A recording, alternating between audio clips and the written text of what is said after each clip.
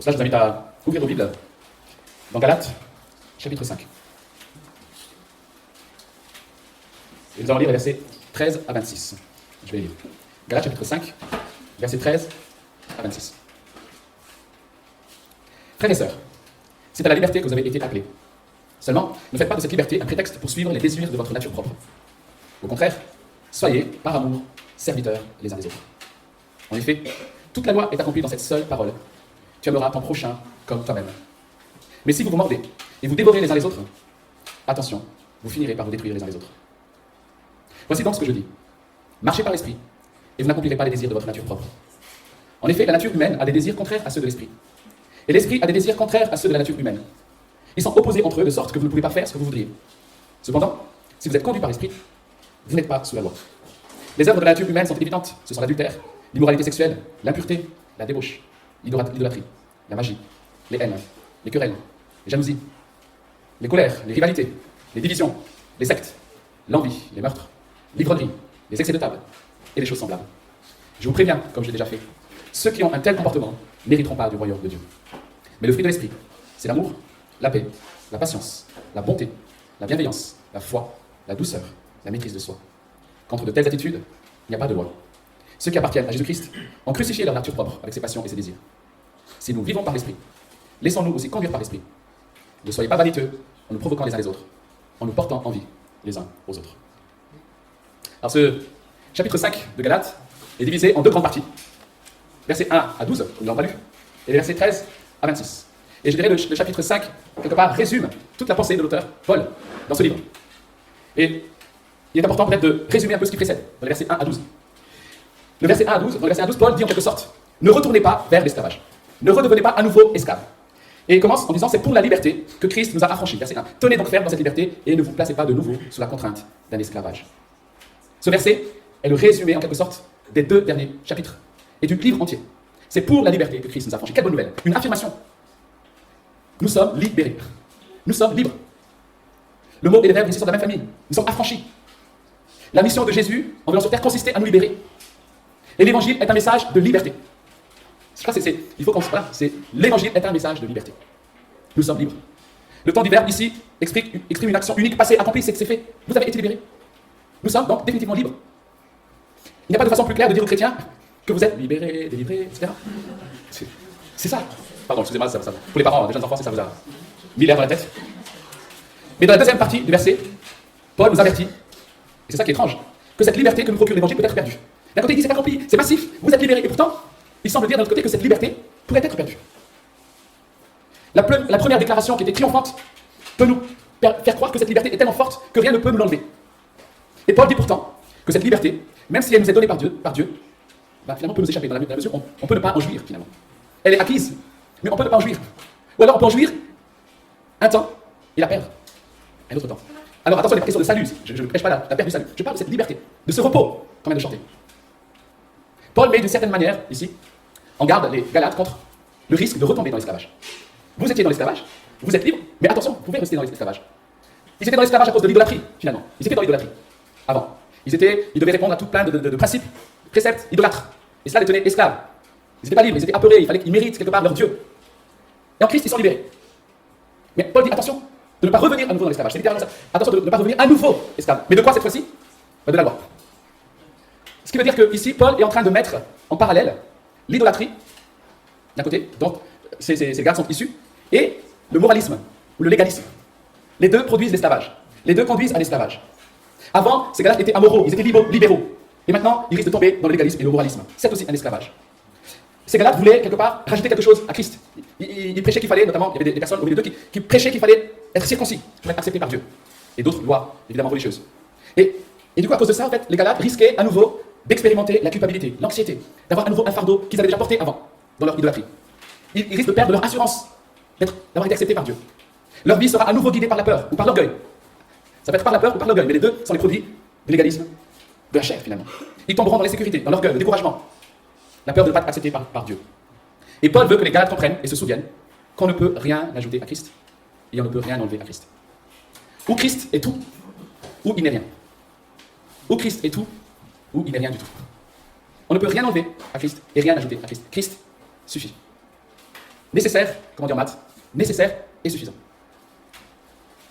Ce n'est ni la pratique religieuse, ni l'absence de religion qui compte pour entrer en relation avec Dieu. Il le dit d'une autre manière, ce n'est ni la circoncision, ni la circoncision. Ce n'est pas non plus une question de se gargariser ou de se vanter, de ne pas être sous la religion. Ah, moi je suis pas légaliste, moi je suis libre en Christ. Dans le sens, oh, non, c'est pas ça qui rend méritant. C'est Christ. Et le verset 6 du chapitre 5 dit justement, c'est pas la circoncision ni la circoncision, c'est l'amour, la foi plutôt. La foi qui est exprimée par l'amour, qui découle de l'amour. C'est ça qui est important. Donc on n'a pas à se gargariser, à se vanter d'être libre. On peut se vanter simplement d'être en Christ. C'est ça, c'est Christ. C'est la foi en Christ qui est importante. Paul nous dit que notre acceptation par Dieu est acquise et certaine en Jésus-Christ. Notre bonne performance ne nous rend pas plus justes aux yeux de Dieu. Mais notre mauvaise performance ne nous disqualifie pas non plus devant Dieu. En Christ. Christ seul. Et cela devrait être une source de paix et d'équilibre dans la vie chrétienne. Cela devrait aussi éviter parfois les hauts et les bas que nous vivons. L'orgueil, parfois la culpabilité, une euphorie ou un triomphalisme, je dirais, centré sur soi. Mais parfois aussi le fait d'être accablé, coupable, se sentir coupable en permanence. Repos. Parce que Christ a tout accompli. Et Christ est suffisant. Voilà le résumé des 12 premiers chapitres. Ne pas perdre cette liberté. Attention, ne perdez pas cette liberté. Et à partir du verset 13, nous avons lu, Paul avertit, met en garde les Galates de ne pas abuser de cette liberté. Deux risques, perdre la liberté et abuser de cette liberté. Nous avons vu que nous pouvons perdre la liberté en Christ en essayant de mériter, en tombant dans l'égalisme. Et ici, Paul parle d'une autre erreur, c'est le laxisme. Le laxisme. Abuser de la liberté. Paul, quelque part, sait que l'expression libérée des œuvres de la loi peut laisser croire que chacun est maintenant libre de déterminer ses propres standards, de ce qui est bon, de ce qui est mauvais, de ce qui est juste, de ce qui n'est pas juste. Au fait, libérer les œuvres de la loi ne veut pas dire que nous devenons autonomes. Autonomes dans le sens, le fait de promulguer nous-mêmes, de décider nous-mêmes de ce qui est bon, de ce qui est mauvais. De faire nous-mêmes nos propres lois. C'est ça, autonome. Le mot, c'est la loi, donc décider soi-même de la loi. Nous ne sommes pas autonomes, nous ne serons jamais autonomes. Nous dépendons toujours de quelqu'un. Nous avons toujours un maître. Ou ce sont les idoles, et nous-mêmes, ou c'est Christ. De qui, qu'est-ce que vous voulez choisir comme maître, finalement? Libérer des œuvres de la loi. Paul a montré, au verset 6, que ce n'était pas la circoncision, et la circoncision qui compte, mais la foi agissante dans l'amour. Littéralement, la foi agissante dans les actes d'amour. La foi qui déborde dans la relation horizontale. On en a parlé hier. C'est ça. Donc il y a ici de l'obéissance. Chers amis, le critère d'une vie en Christ, ce n'est ni le légalisme, ni le laxisme. Et Paul, quelque part, donne la solution ici. C'est quoi le juste milieu? C'est pas un peu d'égalisme, un peu de laxisme. Vous savez, c'est pas un dosage 50-50. D'un côté, on essaie de faire un bon mélange là qui marche à peu près. De temps en temps, le matin, je suis un peu légaliste, et puis au fur et à mesure de la journée, je suis laxiste, et comme ça, je profite des deux. C'est la marche par l'esprit. La marche par l'esprit. Et ce qui est intéressant, et c'est ça que j'aimerais peut-être mettre l'accent, là où j'aimerais mettre l'accent ce matin, c'est que la marche par l'esprit est décrite à partir du verset 16 jusqu'au verset, on va dire, 24. Et cette marche par l'esprit, si vous avez vos Bibles, est encadrée par versets 13 à 15 et les versets 25 à 26. Qui parle de quoi? Qui parle de nos relations les uns avec les autres. Intéressant. Que Paul, versets 13 et 15, commence par nous mettre en garde des produits de la chair, quelque part, des fruits de la chair, dans nos relations mutuelles. Ne vous dévorez pas, etc. Au contraire, servez-vous les uns les autres, je reviendrai tout à l'heure. Et puis il finit à nouveau par une exhortation sur nos relations mutuelles. Et entre les deux, il y a la marche par l'esprit. On va voir ces versets en détail, mais cela nous rappelle quelque chose. Que la marche par l'esprit aboutit nécessairement à des relations qui sont conformes à ce que Dieu veut pour son Église. Il n'y a pas de marche par l'esprit sans amour pour les autres. Et à côté de ça, il n'y a pas de division, il n'y a pas de querelle, il n'y a pas de tentative de semer quelque part la zizanie, etc. dans l'Église, avec la marche par l'esprit. Les deux sont incompatibles. Et c'est important que si nous voulons une Église, comme on l'a vu hier, rayonnante, accueillante, qui proclame l'Évangile, et bien chacun doit marcher par l'esprit. C'est le seul moyen, c'est la seule solution. En fait, il n'y a pas de solution. Il n'y a pas d'autre solution, les amis. C'est pas nos efforts, en fait. C'est pas quelque chose qu'on produit. C'est pas, faut que j'essaie d'être bon avec l'autre là, il m'énerve, faut que j'essaye. Vous savez, on risque tout le temps de tomber dans l'égalisme, ou dans le laxisme. La marche par l'esprit, c'est la seule solution. Frères, vous avez été appelés à la liberté. Ne faites pas de cette liberté un prétexte de vivre selon la chair. La liberté en Christ n'est pas la liberté de pécher. L'Évangile nous apprend, la Bible nous apprend que Dieu est tellement saint. Il est tellement saint qu'il ne peut pas être satisfait en dehors d'une justice parfaite. Dieu ne peut être satisfait que par une justice parfaite. Ça, c'est ce que la Bible nous dit. Il est tellement saint qu'il ne peut être satisfait que par une justice parfaite. Mais de notre côté, Dieu nous aime tellement que Christ a obtenu cette justice parfaite pour nous et nous permet de nous tenir devant Dieu. L'Évangile, Christ nous permet donc de ne pas vivre sous la culpabilité, parce que nous sommes pleinement acceptés. Mais l'Évangile nous permet aussi de rechercher la sainteté, parce que Dieu est saint. C'est ça, en fait, l'équilibre. Ne pas vivre sous la culpabilité, mais rechercher la sainteté, parce que Dieu est saint. Et ce que Paul ici est important, les amis. Et je crois qu'il faut le retenir. Les chrétiens sont libérés de la loi en tant que moyen pour mériter Dieu et être sauvés. Ils sont libérés de ça. La loi ne peut pas être un moyen pour mériter Dieu et pour être sauvés. Ils sont libérés de ça. Mais ils ne sont pas libérés de la loi pour plaire à Dieu. Les chrétiens sont libérés de la loi en tant que moyen pour mériter Dieu et pour être sauvés. Mais ils ne sont pas libérés de la loi pour plaire à Dieu. Parce que Dieu est saint. Et la loi nous montre ce que Dieu veut. C'est la volonté de Dieu. Au contraire, les exigences et les obligations en tant que chrétien, maintenant libre, sont même plus élevées. Parce que Dieu nous donne la capacité aujourd'hui de vivre cela. Chose qui était impossible avant pour nous. Il nous a régénérés, il nous a donné un cœur nouveau pour que nous puissions suivre ses instructions. Nous trouvons ça dans l'Ancien Testament. Pour que nous puissions le faire. C'est pas pour que nous ne le fassions pas, mais c'est pour que nous puissions le faire. Donc nous continuons aujourd'hui à obéir à la loi, à suivre la loi. Je ne parle pas de loi religieuse ici, mais la loi de Dieu révélée dans sa parole, la loi morale de Dieu. Voilà pourquoi il est dit, vous avez été libérés, mais servez les uns les autres. Vous avez été libérés pour servir. Littéralement, ici, soyez serviteurs les uns des autres. Le mot serviteur, il n'y a pas de mot en fait, en grec, dire serviteur, etc. Il n'y a pas de nuance, c'est esclave. Doulos. Alors Paul ici, finalement, a l'air de dire quelque chose de paradoxal. Il dit, vous n'êtes plus esclaves, mais vous devez devenir esclaves des autres. C'est ça en fait. Soyez serviteurs les uns des autres, soyez esclaves les uns des autres. Alors vous allez dire, c'est difficile ça. On est libre, on n'est pas esclave, mais d'un côté on devient esclave, en plus esclave de Christ, esclave des autres. C'est où quoi? En fait, encore une fois, on est tous soumis à quelque chose. Ça c'est la première chose. On est tous esclaves de quelque chose, on est tous redevables de quelqu'un. Soit c'est à nous-mêmes, à nos idoles, ou alors à Christ et à Dieu, il n'y a pas d'autre. Il n'y a pas de juste milieu. Et la deuxième chose aussi, c'est peut-être prenez l'illustration de l'esclave qui était sous contrainte finalement, qui n'a pas choisi d'être esclave, qui a été vendu de maître en maître, et un jour, son maître lui dit, écoute, jusqu'ici tu as été mon esclave, mais je te libère. Je te libère. Et l'esclave, plutôt que de quitter son maître, choisit de continuer à rester dans sa maison et de le servir. Il continue à être esclave. Mais la différence, c'est qu'il l'est par choix, par amour, par reconnaissance pour son maître. C'est ça qui change ici. Par la foi qui découle de l'amour, mais la foi c'est qui produit l'amour. En fait, c'est ça littéralement, le verset 6 dans les questions. La foi qui découle de l'amour de Christ, on peut le comprendre de ces deux manières-là, parce que c'est débattu ce verset. Qu'est-ce que veut dire cette foi au travers de l'amour, ou c'est une expression? C'est une foi, en fait, c'est les deux à la fois. C'est une foi qui découle de l'amour de Christ, il nous a aimé le premier. Voilà pourquoi nous l'aimons. Et mais cette foi aussi aboutit nécessairement à l'amour pour les autres. Nous sommes esclaves les uns des autres. Alors comment, encore une fois, vivre cet équilibre? Comment vivre ce qui nous est demandé ici, dans cette relation horizontale que nous voyons dans les versets 13 et 15 et les versets 25-26? Nous trouvons la solution dans les versets 16 et suivants. Versets 16 et 18, ces versets nous montrent qu'il n'y a pas de troisième foi dans la façon de vivre. Soit tu vis selon la chair, soit tu vis selon l'esprit. Et les deux ne sont pas compatibles. Ils s'opposent, au contraire. Alors comment tu veux ne pas accomplir les désirs de la chair? En marchant par l'esprit. C'est pas en disant simplement je ne veux plus vivre de la chair. C'est en marchant par l'esprit. Ça revient à ce qu'on a dit hier, ou l'autre fois, la foi et la repentance. En se tournant vers Christ, on se détourne du péché. En marchant par l'esprit, on ne marche pas par la chair. Parce que les deux ne vont pas ensemble. Comment être libéré de l'esclavage de la loi? En marchant par l'esprit. Et le fait de ne pas mettre au même niveau la chair et la loi, enfin de mettre au même niveau la chair et la loi, montre que la chair, c'est finalement la condition de l'homme sans Dieu, littéralement. La loi et la chair, c'est la même chose. Le légaliste et le laxiste sont les mêmes personnes. Le légalisme et le laxisme, c'est deux faces de la même pièce. Et cette pièce, c'est la chair. Le légaliste comme le laxiste vivent selon la chair, en fait. L'un paraît plus spirituel, extérieurement, mais il est autant charnel, en fait. L'autre, c'est évident, le laxiste. Mais c'est aussi un charnel, autant que le légaliste. Voilà pourquoi la seule solution, c'est marcher selon l'esprit. Et nous avons ici un ordre, les amis. Il est dit marcher.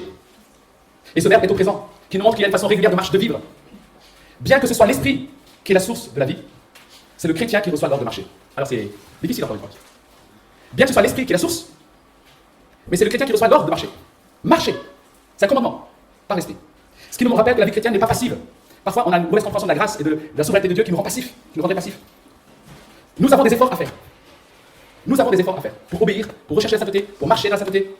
Mais ces efforts-là, nous pouvons les faire parce que l'esprit les produit en nous. Notre réponse à ce comment marcher, en fait, vient de l'esprit. Alors, comment marcher par l'esprit? Il n'est pas dit ici. Est-ce que vous avez des solutions? Un peu d'interaction. Comment répondre à cet appel, marcher par l'esprit? Allez, quelques propositions. Demandez à être rempli de l'esprit. Parce que Éphésiens, soyez continuellement remplis de l'esprit. Voilà, Seigneur, aide-moi à être rempli de l'esprit. Quoi d'autre? Vous avez des solutions? Nécessaire. Je dis c'est même le point de départ. Parce que si on n'a pas marché par l'esprit, c'est qu'on était à côté de la plaque. En fait, c'est ça. Soit on marche par l'esprit, soit on marche par la chair. Et si on a marché par la chair, la seule manière de revenir à l'esprit, c'est la confession et la repentance. Écouter la parole de Dieu. Être entretenu par la parole de Dieu. Quoi d'autre? Demander, confesser, écouter. Obéir, se mettre en route, déjà. Se mettre en route en cherchant à dépendre tellement de Dieu, en comptant sur sa grâce, en sachant que sans lui, on ne peut pas, mais se mettre en route. Quoi d'autre? En se soumettant à Dieu, en priant, ouais. En cherchant, en continuant. Et puis finalement en saisissant et en jouissant pleinement de tous les moyens de grâce que Dieu a pourvus. En fait, la marche par l'esprit, Dieu nous donne plein de moyens de continuer à marcher par l'esprit. C'est quelque chose qu'il nous faut garder en fait. Sa parole, on l'a dit, la vérité, la lecture de la parole, la communion fraternelle. C'est une marche par l'esprit. Parce que l'esprit parle au travers des frères et sœurs. L'esprit nous rappelle, nous interpelle, nous corrige. Et Dieu utilise les frères et sœurs de l'église pour nous aider à marcher dans l'esprit. La communion fraternelle, la prière, bien sûr. La louange. Louer Dieu. La repentance, évidemment, etc. Voilà de quoi nos vies doivent être remplies. De toutes ces choses-là. Marcher par l'esprit. Un commandement. Où est ta marche? Où en est ta marche ce matin? Esprit ou chair? On va dire, je suis à peu près bien. En fait, c'est ça qui est fou. Hein. C'est où on marche entièrement par l'esprit, ou on est entièrement par la chair. On n'est pas un peu d'esprit, un peu de chair. Et ça se mélange pas. Nous, ouais, on aussi. Mais les deux ne peuvent pas aller ensemble. Vivre par l'esprit permet d'être libéré de la chair. Alors, verset 19 à 24 nous donne quelques fruits, ou plutôt les œuvres de la chair. Et on voit qu'ils sont radicalement opposés. Paul déclare que ceux qui sont en Christ ont crucifié la chair avec ses passions et ses désirs. C'est une manière de dire de quel côté se trouve le chrétien. Il dit que si tu es chrétien, en fait, on ne doit plus voir ces œuvres de la chair. Parce que ça, c'est les manifestations des non-chrétiens. En fait, toute cette liste-là, c'est quelque part les critères des non-chrétiens. Donc, on ne devrait plus trouver ça chez toi. Parce qu'il dit que toutes ces choses-là, c'est les non-chrétiens, ceux qui n'hériteront pas le royaume qui l'ont. Alors, comment ça se fait que tu l'as encore? Ça ne veut pas dire que le chrétien qui a un de ces aspects-là va en faire. C'est pas ce qu'il est en train de dire. Mais il dit que là, ce sont les manifestations de ceux qui n'ont pas Christ. Donc, on ne devrait plus les avoir chez nous. Et ce qui veut dire que quand on les a, bon, on doit se repentir. Parce que ça doit plus être normal. Ce sont là les marques, les signes du non-chrétien. Ceux qui n'hériteront pas du royaume de Dieu. Alors la question qu'on peut se poser, c'est est-ce que c'est une liste exhaustive, cette liste du verset 19? Évidemment non. On trouve d'autres listes dans Romains 1, 19, Romains 1, 28, Éphésiens 5, 3, etc. Je vous propose quatre grandes catégories, peut-être, pour ranger ces œuvres de la chair. Premièrement, il y a la sensualité. Le mot adultère, notamment ici, c'est tout ce qui est relation à son corps, à la sexualité. Et tout cela en dehors du cadre que Dieu a voulu. La recherche de plaisir à tout prix. Ça, c'est la première catégorie. On peut mettre pas mal de choses là-dedans. L'immoralité sexuelle, ces choses-là. L'adultère, bien sûr. Sensualité. Deuxième catégorie, tout ce qui est lié à la superstition ou à la religion. La relation à Dieu, l'idolâtrie. Chercher ailleurs notre bien qu'en Dieu lui-même. Ça, c'est la deuxième catégorie. Troisième catégorie, les péchés qui sont inspirés par le manque d'amour, par la haine. Tout ce qui est relation horizontale, relation aux autres. Et la liste est longue. Et enfin, tout ce qui est excès. Ivrognerie, orgie, débauche. Qu'on peut aussi rattacher à la sensualité, bien sûr. Et la cupidité, la relation au matériel, le fait de posséder. Voilà en gros les quatre catégories qu'on va souvent dans les listes. Je rappelle, sensualité, superstition, idolâtrie, péché inspiré par le manque d'amour, et tout excès ou cupidité. Alors c'est intéressant, j'aimerais poser la question de nouveau. Pourquoi d'un côté, Paul parle d'œuvre de la chair, et de l'autre côté, il parle du fruit de l'esprit? Est-ce que c'est juste, on va dire, pour varier les mots? Paul s'est dit, j'ai dit œuvre de la chair, si je dis œuvre de l'esprit, ça fait redondant, c'est pas très joli. Ah, fruit de l'esprit, c'est pas mal. Est-ce que vous avez une idée? Qu'est-ce que ça évoque œuvre et qu'est-ce que ça évoque fruit? Ouais. Parce que la chair est stérile, dans le sens qu'elle ne génère pas la vie. Ouais. D'une certaine manière, le mot fruit a une connotation positive. Effectivement. Le fruit c'est quelque chose de bon, a priori. Ouais. Est-ce qu'il y a peut-être d'autres idées? On peut faire des bonnes œuvres sans être achetées. Mais pourquoi est-ce qu'il distingue œuvre de la chair? Pourquoi pas fruit de la chair? Et pourquoi il dit fruit de l'esprit et pas œuvre de l'esprit? C'est parce que les œuvres, c'est celui qui se ferme même, mais les fruits de l'esprit, c'est celui qui découle. Ouais. Fruit de l'esprit, ça découle. Qu'est-ce qu'on peut dire? Ouais. Qu'est-ce qu'on peut dire d'un fruit, au fait? Comment? C'est bon, ouais. Ça procure du plaisir et de la joie. Ça procure du plaisir et de la joie. Quoi d'autre? Qu'est-ce que... Non mais les fruits... Ne pensez pas uniquement aux fruits qui est dans votre assiette dans le dessert, mais aux fruits extérieurs. Exactement. Il y a ici l'idée, c'est ce que je dis, on pousse, on plante, ça met un peu de temps, c'est pas toujours visible tout de suite, et on en voit ensuite le fruit. Il y a l'idée ici finalement dans le fruit de l'esprit, alors bien sûr là on discute entre nous, je ne vais pas débattre de ça, en battre pour ça, j'aurais dit ça, non. Mais quelque part ça évoque ça finalement, l'idée de fruit évoque l'idée de progression. Il nous rappelle que la croissance est progressive. On ne la voit pas en direct, on la voit après coup. Ce qui veut dire que la marche chrétienne, finalement la marche par l'esprit, c'est quelque part quelque chose qu'on voit après coup. C'est en 2 ans, au bout de quelques années, on regarde en arrière, on dit waouh, merci Seigneur. Tu as produit ça pour moi. C'est ça la marche, les fruits de l'esprit. Progressif. Il y a l'idée de production aussi dans le fruit. Le fruit de l'esprit est inévitable, quelque part. Si quelqu'un a l'esprit de Dieu, et donc véritablement chrétien, il va nécessairement grandir. Le fruit est rattaché à l'arbre, quelque part. Il découle de l'arbre. C'est quelque chose qui est produit inévitablement par la vie chrétienne. Et le fruit ici, alors ça c'est pour revenir au texte, forme un ensemble. Le fruit, il est dit ici. Paul utilise le mot fruit au singulier, et il va donner toute une liste de vertus. Et ces choses finalement grandissent ensemble. C'est ce qui définit le fruit. Le fruit grandit quand tout l'ensemble grandit. Et si nous regardons la liste, nous constatons finalement que chacun de nous avons des forces dans certains domaines et des faiblesses dans d'autres. Mais le véritable fruit de l'esprit produit tout cela à la fois. Ça forme un tout. Alors on ne peut pas dire simplement, je suis très fort en maîtrise de soi, mais je suis vraiment nul en bonté. Ouais, ça c'est ton caractère, on va dire, inné, entre guillemets, etc. Le fruit de l'esprit, c'est un tout. C'est tout ça à la fois. Ça rayonne sur les autres et dans la relation avec les autres. Voilà pourquoi 1 Jean 4 dit, si quelqu'un dit j'aime Dieu et qu'il haït son frère, c'est un menteur. Le véritable amour, la véritable paix, la véritable joie, etc., ça forme un tout. Et Paul démontre que l'évangile n'est pas contre la loi, mais qu'il l'accomplit. Et ensuite, verset 26 conclut et referme la section qui traite de la responsabilité mutuelle entre chrétiens. Chers amis, la marche chrétienne, la marche par l'esprit, conduit nécessairement à des relations dans l'Église qui sont en progrès. Alors c'est un défi. Là, on passe un super week-end. On s'entend bien parce qu'on se connaît pas trop encore. On s'entend bien parce qu'on se fréquente pas trop encore. Mais le défi pour nous, si nous marchons par l'esprit, et ce serait bien qu'on s'en émerveille dès maintenant, c'est que ces relations que nous vivons maintenant, qui sont sans doute agréables, mais sont censées grandir en qualité, en profondeur, en intensité. C'est ça, vous savez, la division dans l'église et le problème dans l'église, c'est pas une fatalité. Malheureusement, si on a eu un peu d'expérience de vie chrétienne, on a forcément quelque part connu les troubles dans l'église. C'est triste. C'est triste. Et pourtant, l'épître de Paul à Galate avertit, ne vous dévorez pas. Attention, c'est la chair. Si vous plaît, sur la chair, alors il y aura la division, il y aura. Et voilà. C'est le texte qui le dit. Et il le dit aux premiers chrétiens. La Pentecôte n'est pas si loin que ça. On est premières églises, ces premières églises qu'on idéalise. Vous savez, les premières églises, si on vivait les premières églises, machin. Non, les premières églises, elles avaient autant la chair que nous. Voilà pourquoi Paul avertit. La seule solution, c'est la marche par l'esprit. Ce qui veut dire que nous sommes individuellement responsables de la bonne marche de notre église. Tu aimes ton église. Tu veux son bien. Tu veux qu'elle grandisse. Marche par l'esprit. Marche par l'esprit. Marche par l'esprit. Prends au sérieux ton péché. Travaille à ta communion avec Dieu. Prie, confesse, lis ta parole. Il n'y a que comme ça. Ce n'est pas toutes les structures qu'on va mettre en place, tout le programme qu'on va mettre en place. Bien sûr, vont aider. Mais tu dois répondre à cet appel de marcher par l'esprit.